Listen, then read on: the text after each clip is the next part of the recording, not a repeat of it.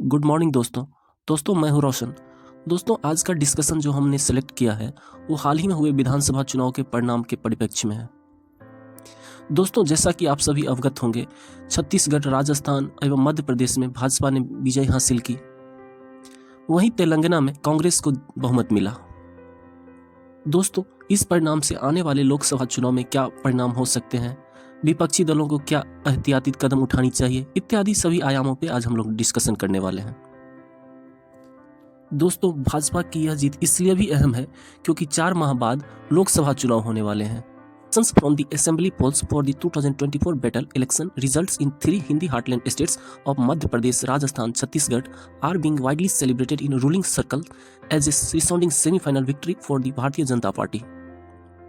दोस्तों हाल ही में हुए विधानसभा चुनाव के परिणाम जो कि हिंदी पट्टी क्षेत्र के हैं, वह भारतीय जनता पार्टी जो कि रूलिंग पार्टी है भारत केंद्र में, उसके लिए विक्ट्री के रूप में सेलिब्रेट कर रहा है। दोस्तों आगे इसमें बताया गया है the BJP won the 2014 Lok Sabha election after its victory in the 2013 assembly election in these states but it lost to the Congress in these state in 2018 yet won the 2019 Lok Sabha elections. 2 decades ago, Prime Minister Atal Bihari Vajpayee had launched the India Signing campaign after similar victories in the assembly election in 2003 only to lose the Lok Sabha election in 2004। दोस्तों यहाँ पे writer बता रहा है Bharatiya Janata party ने 2014 में लोकसभा का चुनाव जीता था। वो वर्ष 2013 में इन राज्यों में हुए विधानसभा चुनाव भी भारतीय जनता पार्टी ने ही जीती थी, लेकिन वर्ष 2018 में इन 3 राज्यों में भारतीय जनता पार्टी को हार मिली थी। वर्ष 2019 में लोकसभा चुनाव में इन राज्यों में भारतीय जनता पार्टी को जीत हासिल हुई थी।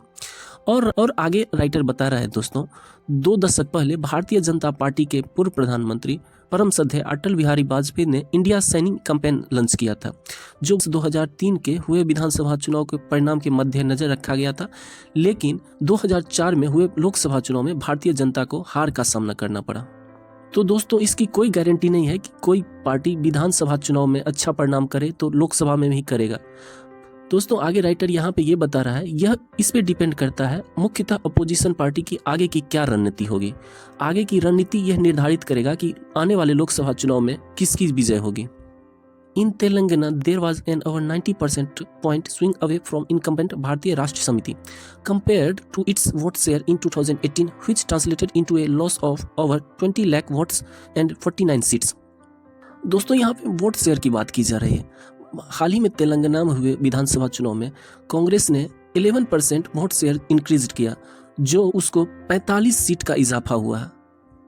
दोस्तों जैसा कि इसमें बताया गया है भारतीय जनता पार्टी ने छोटे छोटे दलों का वोट शेयर को काटने का प्रयास किया है। जैसा कि मध्य प्रदेश में बताया गया है बहुजन समाज पार्टी का वोट शेयर जो कि भारतीय जनता पार्टी में ट्रांसफर हुआ है। जैसा कि हम सभी जानते हैं लोकसभा चुनाव और विधानसभा चुनाव के मुद्दे भिन्न होते हैं।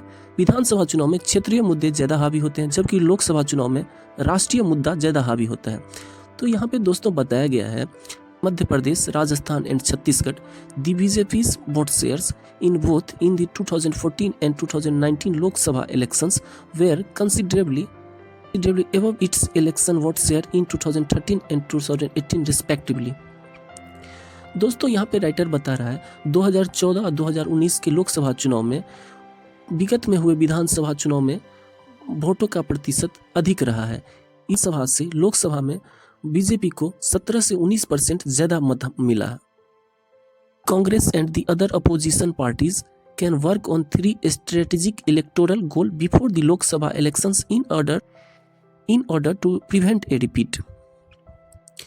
दोस्तों यहाँ पे राइटर बता रहा है कांग्रेस और बाकी विपक्षी दलों को इस तरह के हार से बचने के लिए एक अच्छे रणनीति पे काम करना होगा। जैसा कि रणनीति के रूप में बताया है कांग्रेस को हिंदी पट्टी क्षेत्र में अपने सैद्धांतिक मत का अच्छे से प्रचार करना होगा।